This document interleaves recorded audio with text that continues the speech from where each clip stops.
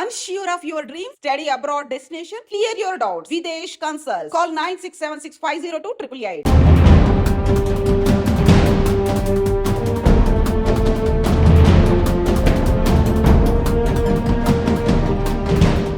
పాశమైలారంలోని Sigachi chemical ఫ్యాక్టరీలో జరిగినటువంటి విధ్వంసం ఎంత భయంకరం అంటే రాత్రి 2 గంటల ప్రాంతంలో అర్ధరాత్రి 2 గంటల ప్రాంతంలో కొన్ని మృతదేహాల్ని బయటకు తీసిర్రు.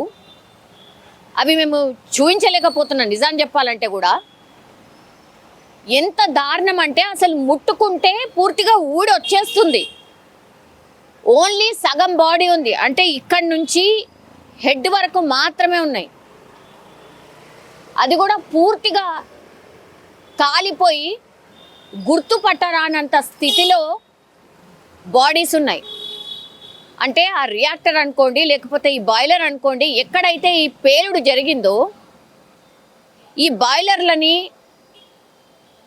అందులో ఆ వేడిని ఏదైతే కంట్రోల్ చేస్తారో ఈ ఆపరేటర్స్ అనే వాళ్ళు ఎవరైతే ఉంటారో, వాళ్ళు ఎవరైతే అత్యంత దగ్గరగా ఉన్నారో వాళ్ళ మృతదేహాలు నిన్న అర్ధరాత్రి వరకు బయటకు తీసారు. కనీసం ముట్టుకోవడానికి కూడా లేదు. ఓ బెడ్షీట్ తీసుకొచ్చి, ఒక బెడ్షీట్ లోపల మనం పార అంటాం కదా, మట్టిని ఇట్లా తోడతాం కదా, అట్లాంటి పార తీసుకొచ్చి ఆ మృతదేహాల్ని ఒక బెడ్షీట్ లోపలికి అంటున్నారు. అంటే మీరు అర్థం చేసుకోండి. ఈ రెస్క్యూ చేసేవాళ్ళు, ఈ రెస్క్యూ ఆపరేషన్లో పాల్గొన్న వాళ్ళు కూడా మా లైఫ్ టైంలో ఇంత భయంకరంగా మృతదేహాలు కాలిపోయి గుర్తుపట్టరానంతగా, అట్లాగే అసలు తీయరాని స్థితిలో ఉన్నాయనంటే మేము ఇంతవరకు అసలు ఇట్లాంటి డిజాస్టర్ మన తెలంగాణ రాష్ట్రంలో ఎక్కడ జరగలే, ఎప్పుడు జరగలేదు. ఇది ఫస్ట్ టైం. అసలు బాధ అవుతుంది వాళ్ళని చూసినా. వాళ్ళు అసలు మృతదేహాన్ని చూసిన తర్వాత వాళ్ళ పరిస్థితి ఏంది అనేది ఇప్పుడు రెస్క్యూ చేసిన వాళ్ళే మాట్లాడుతున్నారు. అంటే ఎంత పెద్ద డిజాస్టరో మనం అర్థం చేసుకోవచ్చు. 499 డిగ్రీల కాడ ఆ బాయిలర్ అనుకోండి, లేకపోతే ఇంతకుముందు నేను చెప్పినట్టుగా ఆ రియాక్టర్ అనుకోండి, దాంట్లో ఆ వేడి మెయింటైన్ కావాలి. 499 డిగ్రీస్ మెయింటైన్ కావాలి. కానీ టెక్నికల్లీ ఏం ఇష్యూ వచ్చిందో ఏందో తెలియదు, కానీ ఎగ్జాక్ట్గా 9:50 ఒక్కసారిగా రియాక్టర్ పేలిపోయింది. అంటే యాక్టివ్గా ఉన్నటువంటి టైం అనుకోండి, ఇక ప్రతి ఎంప్లాయీ యాక్టివ్గా ఉండేటటువంటి టైం అది. మార్నింగ్ షిఫ్ట్ వచ్చిన వాళ్ళు, అట్లాగే జనరల్ షిఫ్ట్ వచ్చిన వాళ్ళు, వాళ్ళందరూ కూడా ఎవరి పనులు వాళ్ళు చేసుకుంటున్నటువంటి టైంలో ఈ సిగాచి ఫ్యాక్టరీలో మొత్తం 4 బిల్డింగ్స్ ఉంటాయి. అసలు 2 బిల్డింగ్స్ అయితే నామరూపాలు లేకుండా అసలు పూర్తిగా అసలు బిల్డింగ్ రూపురేఖలే లేవు. ఈ ఐరన్కి సంబంధించిన రాడ్స్ ఏవైతే ఉంటాయో అవి కూడా మొత్తం వంకర్ అయిపోయి షేప్ అవుట్ అయినాయి. అంటే మీరు అర్థం చేసుకోండి ఎంత పెద్ద పేలుడు. ఆ చుట్టుపక్కల వాళ్ళు ఆ రియాక్టర్ పేలిన తర్వాత 2 కిలోమీటర్ల వరకు భూకంపం వచ్చిందా, ఏమైంది, ఎక్కడైనా ఈ రాళ్ళు పేలుస్తూ ఉంటారు కదా, అది ఎక్కడైనా పెట్టినరా, బాంబ్ బ్లాస్ట్ ఏమైనా జరిగిందా అని భయపడిపోయినరట. భూమి ఇట్లా షేక్ అయింది. అది తెలిసింది ఆ చుట్టుపక్కల 2 కిలోమీటర్ల వాళ్ళకు కూడా తెలిసింది అని అంటే మీరు ఇమాజిన్ చేసుకోండి. ఇప్పుడు ఆ రియాక్టర్ పేలిన చోట ఎవరైతే ఉన్నారో 5, 10 మందా, 20 మందా, ఆ లెక్క కూడా ఇంకా తెలియదు. ఒకళ్ళేమో 38 మంది చనిపోయినరు అంటున్నారు, ఒకళ్ళేమో 36 మంది అంటున్నారు, ఒకళ్ళేమో 42 మంది అంటున్నారు. అందులో మొత్తం 143 మంది ఉన్నారు అంటున్నారు. హాస్పిటల్లో ట్రీట్మెంట్ చేసుకునే వాళ్ళు 25 నుంచి 30 మంది ఉన్నారు అంటున్నారు. ఇదంతా కామన్గా లెక్క తీసిన తర్వాత తేలింది ఎంత అనంటే ఇంకా 40 నుంచి 50 మంది మిస్సింగ్. నిన్న రాత్రి వరకు కూడా రెస్క్యూ ఆపరేషన్ చేశారు. చాలా సీరియస్గా సిగాచి ఫ్యాక్టరీకి సంబంధించిన ఆ పరిసరాల్లో రెస్క్యూ ఆపరేషన్ చాలా అంటే చాలా ఫాస్ట్గా నడిచింది. కానీ వెదర్ పూర్తిగా మారిపోయింది. భారీ వర్షం పడ్డది నిన్న. సో పూర్తిగా ఆ ఆపరేషన్ని కొన్ని గంటల పాటు నిలిపివేశారు. ఇంకోటి, నిన్న సీఎం రేవంత్ రెడ్డి అక్కడికి కెమికల్ అంటే ఈ సిగాచి ఫ్యాక్టరీ దగ్గరికి వెళ్ళినప్పుడు అక్కడ భద్రతకు సంబంధించి చాలామంది అంటే ఈ అఫీషియల్స్ ఎవరైతే ఉంటారో, సెక్యూరిటీకి సంబంధించిన వాళ్ళు ఎవరైతే ఉంటారో వాళ్ళందరూ వచ్చినప్పుడు ఇంకా డ్రమ్స్లలో ఇంకా కూడా అక్కడ కెమికల్ ఫిల్ అయి ఉంది. ఇంకా కూడా ఒకవైపు మంట మండుతుంది, ఒకవైపు రెస్క్యూ ఆపరేషన్ నడుస్తుంది, ఇంకోవైపు ఏమో డ్రమ్స్లలో ఇంకా కెమికల్స్ అట్లాగే ఉన్నాయని సీఎం రేవంత్ రెడ్డి వస్తున్నాడు కాబట్టి భద్రతా సిబ్బంది గుర్తించి వాటిని తొలగించారు. ఏడున్నాం సార్, అసలు ఏమైతుంది? ఇప్పుడు ఇంకో ఇన్సిడెంట్ జరగదు అన్న ఆస్కారం ఏమన్నా ఉంటుందా? మీరు చెప్పండి ఒకసారి.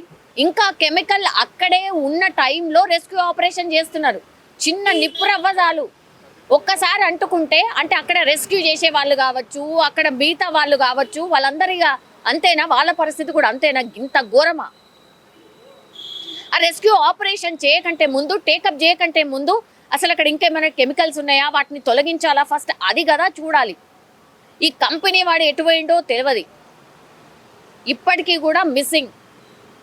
నిన్న సీఎం రేవంత్ రెడ్డి 2 గంటల పాటు అక్కడికి వచ్చి ప్రతి ఒక్క అధికారిని పిలిచి అసలు ఏంది, ఇందులో ఏం నడుస్తుంది ఏంది అన్నప్పుడు, ఇది గుజరాత్ బేస్డ్కి సంబంధించిన ఫార్మసీకి సంబంధించిన ఫ్యాక్టరీ ఇది.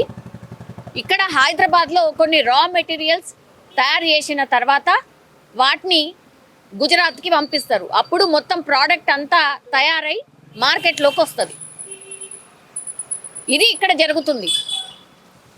పర్మనెంట్ వాళ్ళు చాలా చాలా తక్కువ ఉన్నారు అందులో. మిగతా వాళ్ళందరూ కూడా ఈ వెస్ట్ బెంగాల్, యూపీ, ఒడిస్సా, బీహార్ దానికి సంబంధించిన వాళ్ళు. వాళ్ళ డ్యూటీ టైమింగ్స్ మనం పాపం బాధితులు ఎవరైతే రోధిస్తున్నారో వాళ్ళ టైమింగ్స్ అడిగినప్పుడు వాళ్ళు చెప్తున్నారు పొద్దున 6 నుంచి సాయంత్రం 6 సార్. లేబర్కి సంబంధించిన టైమింగ్ ఏంటి సార్? 8 అవర్సా, 12 అవర్సా? వాళ్ళు మన వాళ్ళు కాదు కాబట్టి ఈ కార్మిక చట్టాలు ఇవన్నీ కూడా ఏం వర్తించవేమో మేబీ. మరి ఇట్లాంటి అన్ని క్వశ్చన్స్ అన్నీ బయటకు వస్తున్నాయి, రేజ్ అవుతున్నాయి. ఈ ఒక్క ఫ్యాక్టరీయే కాదు, పూర్తిగా మన తెలంగాణ రాష్ట్ర వ్యాప్తంగా మొత్తంగా ఈ హైదరాబాద్ బేస్డ్గా అనుకోండి, తెలంగాణ రాష్ట్ర వ్యాప్తంగా అనుకోండి, 5,000 పైచిలకు ఇట్లాంటి ఫ్యాక్టరీస్ ఉన్నాయి. మరి ఎక్కడెక్కడి నుంచి వచ్చిర్రో, వాళ్ళ పరిస్థితి ఏందో, ఇట్లాంటి ఇన్సిడెంట్ జరగదన్న గ్యారంటీ ఉందా? ఇట్లాంటి ఇన్సిడెంట్ జరిగిన తర్వాత మనం ఏం నేర్చుకుంటున్నాం? నిన్న 2 గంటలు సీఎం రేవంత్ రెడ్డి రివ్యూ తర్వాత తేల్చింది ఏంటి? అసలు కార్మికుల పరిస్థితి ఏంటి? పర్మనెంట్ వాళ్ళు కొంతమందే ఉన్నారు, ఒక 30-40 మంది పర్మనెంట్ వాళ్ళు ఉన్నారు. మిగతా వాళ్ళందరూ కూడా ఈ ఏజెంట్లు ఉంటారు కదా, ఇక్కడ పని ఉంది ఇగో రా అంటే తీసుకొచ్చి పెట్టినోళ్ళు. ఇప్పుడు అది కూడా ఇంకొక దారుణం. ఇప్పుడు ఏంటి, వాళ్ళు పాపం వాళ్ళు వచ్చి ఏడుస్తున్నారు, మా వాళ్ళని చూపించకపోతే మేము రాళ్లతో దాడి చేస్తామని. మొన్న కూడా మనం వెళ్ళినప్పుడు వాళ్ళు చెప్తున్నటువంటి పరిస్థితి. దాడి చేయడానికి కూడా సిద్ధమే. నా అన్న లోపలున్నాడు, నా తమ్ముడు లోపలున్నాడు, నా భర్త లోపలున్నాడు, మాకు చూపించండి. అసలు లిస్టుల పేరు కూడా వస్తలేదు, ఎందుకు? ఇది అడుగుతున్నారు. 40 నుంచి 50 మంది మిస్సింగ్. తెలియదు ఏమైపోయినరో, తెలియదు ఇంకా ఏం జరుగుతుందో కూడా తెలియదు. నిన్న కొన్ని గంటల పాటు రెస్క్యూ ఆపరేషన్ ఆపేసారు కాబట్టి ఇప్పుడు మళ్ళీ పొద్దున్న నుంచి కూడా రెస్క్యూ ఆపరేషన్ కొనసాగిస్తున్నారు. బట్ ఇంకోవైపు ఏమో వర్షం గండం మాత్రం ఉంది. ఎంత కన్ఫ్యూజన్ ఉందంటే అసలు ఈ కార్మికులు ఎంతమంది అని అంటే ఆ లెక్క తెలియదు. ఇప్పటికీ కూడా ఇంకా కూడా క్వశ్చన్ మార్కే. ఎంతమంది అంటే తెలియదు, అందులో ఎంతమంది ఉన్నారంటే తెలియదు. కొంతమంది పారిపోయినరేమో, ఆ భయంతో వస్తలేరేమో అంటారు.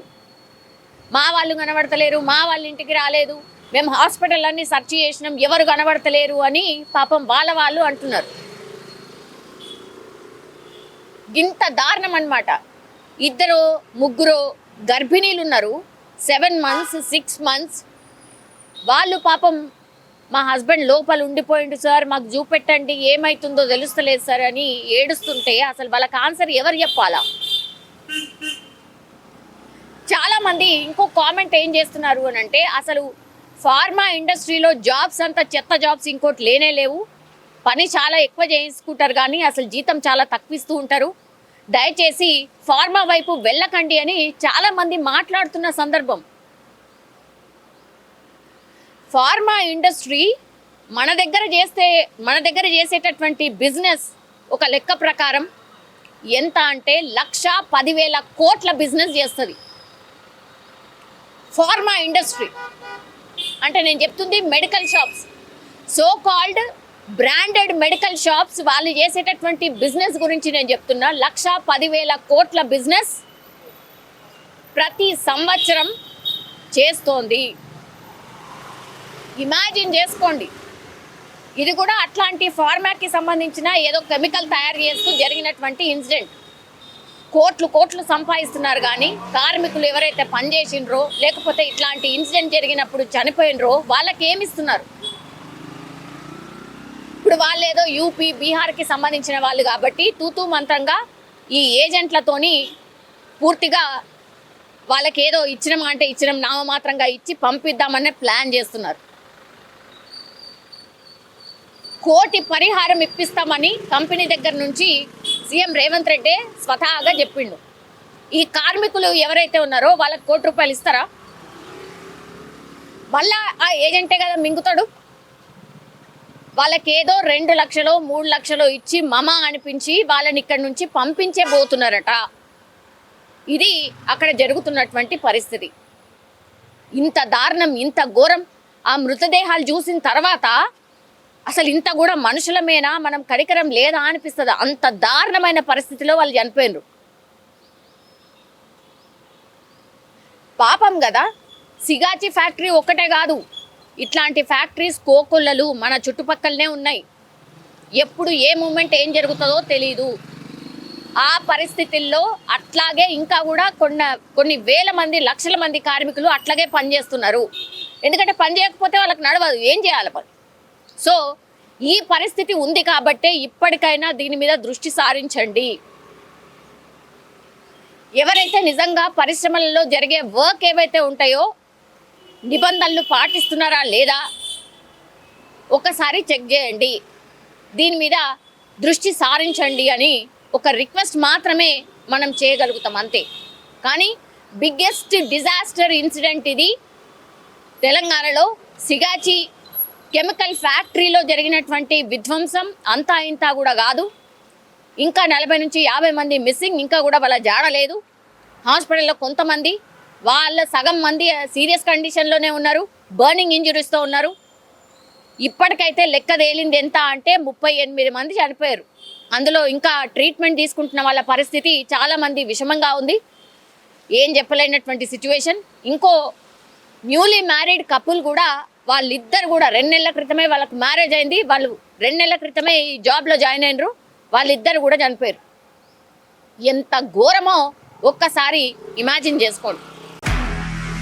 నిజంగా ప్రస్తుతం ఉన్నటువంటి సమాజం దేనికి ప్రయారిటీ ఇస్తుంది? ఆర్థిక సంబంధాల చుట్టూ మాత్రమే తిరుగుతోంది. మళ్ళీ ఎన్నికలంగానే చాలా విరక్తి కలుగుతాను. మంచి అనిపిస్తుంది కదా, లేడీస్ కూడా ఛాలెంజింగ్ జాబ్స్ చేసినప్పుడు చాలా బాగుంటది. ట్రాఫిక్ అసిస్టెంట్స్ గా నియమించిన ట్రాన్స్జెండర్స్ అందరితో సాల్యూట్ చేయించుకుంటున్నారు. ఫుడ్ డెలివరీ ఇవ్వటానికి వెళ్ళినటువంటి డెలివరీ బాయ్ అనిల్ పై కళ్ళ ముందు పెళ్ళండి